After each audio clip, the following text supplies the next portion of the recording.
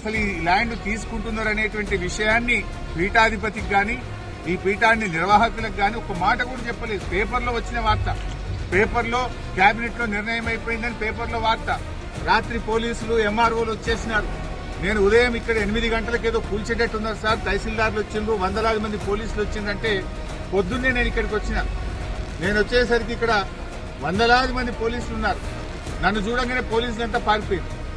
నేను వచ్చినప్పుడు పోలీసులు ఉన్నారు, నేను పీఠం లోపలికి వచ్చి బయటకు రాగానే పోలీసులందరూ పారిపోయింది ఇక్కడ నుంచి. మేము రాగానే ప్రశ్నిస్తామని, దొరికిపోతామని ఎంఆర్ఓ, గిరిదావరి, పోలీసులు అంతా పారిపోయింది. అంటే ఏంది మీ ఉద్దేశం? అర్ధరాత్రి పూట దేవాలయాన్ని, మఠాన్ని కూల్చేస్తాము, నోటీసులు ఇయ్యము, చట్ట ప్రకారంగా మేము పద్ధతులు పాటించము అని చెప్పడమేనా? ఇప్పటికైనా దయచేసి శ్రీధర్ బాబు గారు చొరవ చూపాలి.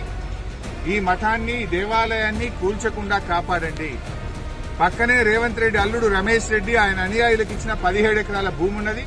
అక్కడ కావాలంటే హైదరాబాద్ మెట్రో వాటర్ వర్క్స్ వాళ్ళకి ఆ ల్యాండ్ ఇచ్చి అక్కడ మీరు ఎంతైనా నిర్మాణం చేయండి, దానికి అభ్యంతరం లేదు. స్థలం లేక కాదు, మీరేదో కక్షతో చేస్తున్నారు.